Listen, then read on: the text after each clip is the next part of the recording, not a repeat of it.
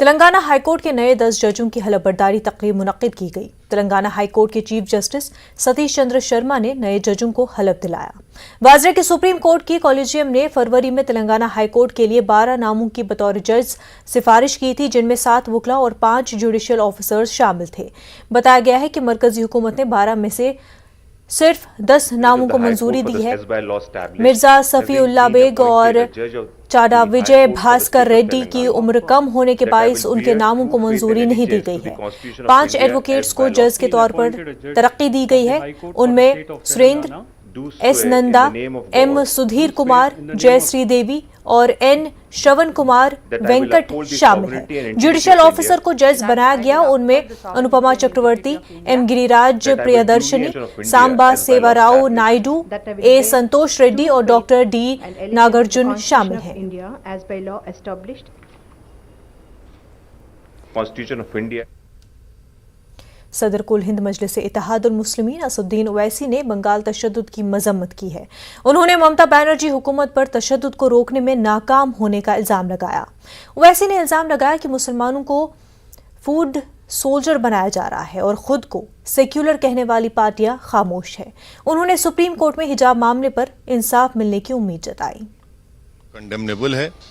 State government वहाँ की उस वायलेंस को कंट्रोल करने में नाकाम साबित हुई और पूरा देश जानता है, लोग जानते हैं कि वो एक सैंड माफिया और ये तमाम इलीगल एक्टिविटीज का एक झगड़ा है और इसीलिए ये सब तमाशे वहाँ पर हो रहे हैं और हाईली कंडेमनेबल है वो जो भी वायलेंस हुआ है वहाँ पर। मेरा मानना यह है कि हम जब मुस्लिम लीडरशिप बनाने की बात करते हैं तो ये सेकुलर पार्टीज वहाँ पर उनको अपने फुट सोल्जर्स की तरह इस्तेमाल करते हैं, उनके हाथ में कलम की जगह बम थमाते हैं, उनको हिस्सेदारी देने के बजाय उनको वायलेंस पर उकसाते हैं।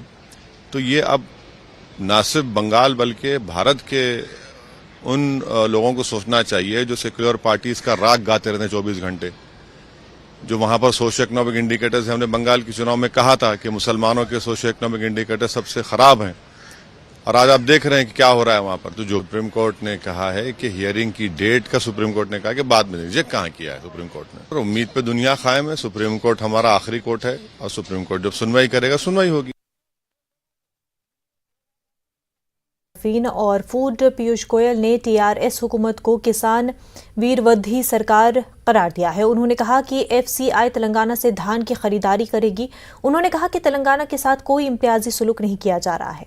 साथ ही उन्होंने मरकजी हुकूमत पर बेबुनियाद इल्जाम लगाकर रियासत के किसानों को गुमराह करने का इल्जाम लगाया। और जो पंजाब के किसानों का चावल लिया जाता है वैसे ही उसी क्वालिटी का चावल तेलंगाना का भी केंद्र सरकार पूरी तरीके से लेने के लिए तैयार। तेलंगाना के कुछ नेता बेबुनियाद इल्जाम लगा रहे हैं और गलत बातें बोल के तेलंगाना के किसानों को भ्रमित कर रहे हैं, गुमराह कर रहे हैं। मैं आशा करूंगा कि तेलंगाना की सरकार अपनी जो दायित्व है, उनके खुद का जो दायित्व है, उसको ईमानदारी से निभाए और जो काम केंद्र सरकार को करना है वो हम अवश्य करेंगे, बिना भेदभाव के करेंगे। जो देश में जो खपत होती है उसके हिसाब से करेंगे। जो एग्रीमेंट है और जो लिखित तेलंगाना की सरकार ने हमें लिख के दिया है उसके हिसाब से उन्होंने अपना काम करना। उधर तेलंगाना राष्ट्र समिति के कारकुनों ने रियासत में पेट्रोलियम अशिया की कीमतों में इजाफे के खिलाफ एहतजाज किया। टीआरएस लीडरों ने असेंबली हेडक्वार्टर्स पर एहतजाज किया। हैदराबाद में भी ईंधन की कीमतों में इजाफे के खिलाफ बड़ा मुजाहरा किया गया। तेलंगाना के वुज़रा एमएलसी कविता पार्टी कारकुनों के साथ सड़कों पर उतर आए। उन्होंने इल्जाम लगाया कि बीजेपी जुमला और हमले पर यकीन रखती है। मोदी सरकार एरोप्लेन मोड में होती है या फिर इलेक्शन मोड में होती है। उन्होंने मरकजी हुकूमत पर धान की खरीदारी में तेलंगाना के साथ इम्तियाजी सलूक करने का भी इल्जाम लगाया है। मुतालबात पूरे होने तक एहतजाज का सिलसिला जारी रखने का उन्होंने ऐलान किया। वाज़ेह कि तेलंगाना सीएम केसीआर ने पार्टी कारकुनों को रियासत के तमाम असेंबली हलकों के हेडक्वार्टर्स पर एहतजाज करने की अपील की थी। आवाज उठाना हमारा फर्ज है, हम आपके लिए आवाज उठा रहे हैं, हमारी गिरानी के लिए आवाज उठा रहे हैं। ये गिरानी कब करो, हमारी डिमांड है। गिरानी कम करो, ये हमारी डिमांड है। हर चीज महंगी होती जा रही है, पेट्रोल का रेट कम करो, डीजल का रेट कम करो, गैस का रेट कम करो, यही हमारा हुकूमत से डिमांड है। इसलिए आज यहाँ धरना दिया जा रहा है। देखिए, बीजेपी सरकार का रवैया ऐसा है, जब इलेक्शन है तो तब जुमला देते हैं, इलेक्शन नहीं है तो सभी लोगों पे हमला करते हैं। हमारा ऐसा एटीट्यूड नहीं है। इलेक्शन हो, इलेक्शन ना हो, हम एक ही बात बोलते हैं। हमने पहले भी यही कहा है, आज भी यही कहेंगे। हम हमारे रैयत के साथ है। अभी बीजेपी का सरकार जो केंद्र में है वो रैयत के साथ है नहीं, तेलंगाना फार्मर्स के साथ है नहीं। उनको डिसाइड करना है, हमें नहीं करना है। ये सरकार ऐसा है, या तो एयरप्लेन मोड पे चलते हैं प्रधानमंत्री जी, या तो इलेक्शन मोड पे चलते हैं। लेकिन हम हमेशा पीपल मोड में, डेवलपमेंट मोड में चलने वाले सरकार है। तो हम हमारे समस्या बराबर उठाएंगे और हमारे सीएम साहब को, हमारे लीडर साहब को झूठ बोलने का कोई अवसर नहीं है। बीजेपी के महीने से लगातार ये केंद्र सरकार से हमारी सरकार की बात हो रही है। आज तक हमें आश्वासन नहीं मिला है कि समर्थन हम खरीदेंगे, नहीं खरीदेंगे। अभी अप्रैल फर्स्ट वीक से हमारे यहाँ मोर देन 45 लाख टन का अनाज आने वाला है। ये अनाज सारा हम कहाँ रखेंगे? अभी प्रोटेस्ट नहीं करेंगे तो सरकार कहाँ सुनने वाली है?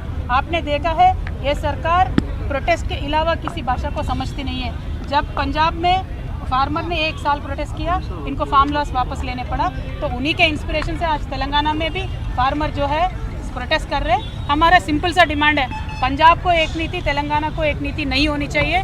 पंजाब को जो नीति है तेलंगाना में भी अप्लाई करना चाहिए। पंजाब में 100% पैडी प्रोक्योरमेंट है तो तेलंगाना में भी होना चाहिए। डेफिनेटली होगा, प्रोटेस्ट कंटिन्यू होगा। मरकज की जानिब से ईंधन की कीमतों में इजाफे को लेकर एहतजाज के दरमियान तेलंगाना में अप्रैल से बिजली की कीमतों में इजाफा किया जा रहा है। तेलंगाना ERC ने सार्फिन को बिजली का झटका दिया है। डिस्कॉमस की जानिब से इजाफे की तजवीज़ को इलेक्ट्रिसिटी रेगुलेटरी कमीशन ने मंजूरी दे दी है। नए टैरिफ पर 1 अप्रैल से अमलावरी होगी। इलेक्ट्रिसिटी रेगुलेटरी कमीशन के चेयरमैन रंगा राव ने बताया कि घरेलू सार्फिन से 50 पैसे फी यूनिट इजाफे की इजाज़त दी गई है। इसी तरह दीगर सार्फिन के लिए फी यूनिट 1 रुपये इजाफे को मंजूरी दी गई है। उन्होंने बताया कि इजाफे की स्लैब की तफसीलात वेबसाइट पर दस्तयाब होंगी। साथ ही उन्होंने कहा कि डिस्कॉमस ने आइंदा 5 बरसों के लिए बिजली शरहों की तजावीज़ कमीशन को पेश की है। ज़राअत के अलावा सतह गुर्बत से नीचे जिंदगी बसर करने वाले खानदानों के लिए कोई इजाफा नहीं किया जाएगा और हुकूमत उनकी सब्सिडी अदा करेगी। तेलंगाना हुकूमत ने 3 मुख्तलिफ कॉरपोरेशनों के लिए सदूर नशीन के तकर्रुरात अमल में लाए हैं। चीफ सेक्रेटरी सोमेश कुमार ने GO जारी किया है।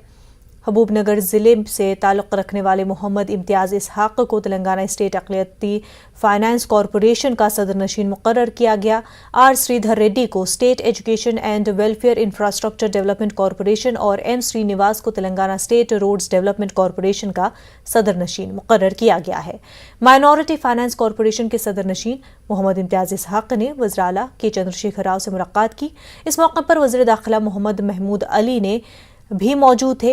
उन्होंने वज़ीर आला से इजहार तशक्कुर किया। R श्रीधर रेड्डी और M श्रीनिवास ने भी वज़ीर आला से मुलाकात करके इजहार तशक्कुर किया।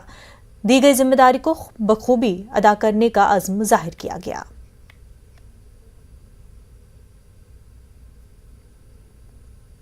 तेलंगाना हुकूमत ने 30,435 सरकारी मुलाजमतों पर तकर्रुरात की मंजूरी दी है।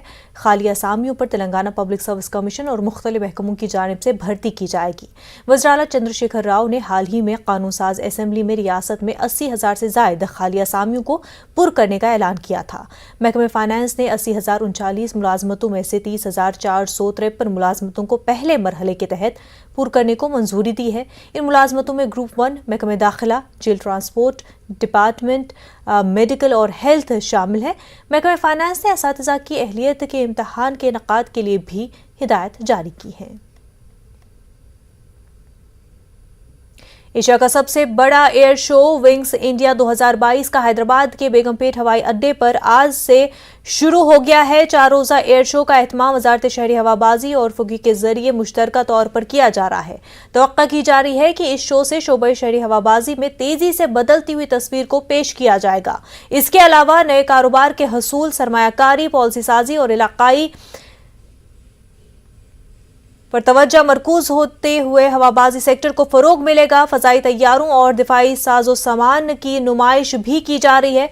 इस शो के दौरान एयरबस मुलाजमतों से मुतल्लिक भर्ती भी होगी। दुनिया के सबसे बड़े एयरक्राफ्ट की भी नुमाइश की जाएगी। तेलंगाना के वज़ीर आला के चंद्रशेखर राव महाराष्ट्र का दौरा किया। उन्होंने महाराष्ट्र के कोल्हापुर में अंबाबाई महालक्ष्मी की अफराद खानदान के साथ खसूसी पूजा की। केसीआर आज सुबह हैदराबाद से अपने अहलखाना के साथ एक खसूसी परवाज के जरिए कोल्हापुर पहुंचे और फिर दोपहर में अंबाबाई महालक्ष्मी मंदिर पर हाजिरी दी। मंदिर के पुजारियों ने रिवायत के मुताबिक उनका इस्तकबाल किया। इस मौके पर वज़ीर आला के साथ रुकन parliament J Santosh Kumar, TRS general secretary R Shravan Kumar और दीगर भी मौजूद थे। तेलंगाना के वज़ीर दाखिला मोहम्मद महमूद अली ने भूईगुड़ा आतिज़दगी के बाद आला सतही इजलास से तलब की। इजलास में DGP महेंद्र रेड्डी, महकमे दाखिला principal secretary Ravi Gupta, Hyderabad police commissioner CV Anand, Rachakonda police commissioner Mahesh M Bhagwat, GHMC commissioner Lokesh Kumar, fire services के director general Sanjay Jain, disaster management director Vishwajit Kampati और दीगर शरीक थे। वज़ीर दाखिला ने मुतल्लिक़ अफसरान से हैदराबाद और सिकंदराबाद में वाक़ गोदामों की तफ़सीलात तलब की। वज़ीर दाखिला मोहम्मद महमूद अली ने कहा कि गैर कानूनी गोदामों को शहर से दूर मुंतकिल कर दिया जाएगा। इस तरह के हादसों को रोकने को यकीनी बनाने की कोशिश की जाएगी। वक्त हो गया एक छोटे से ब्रेक का, जल्द होंगे हाजिर।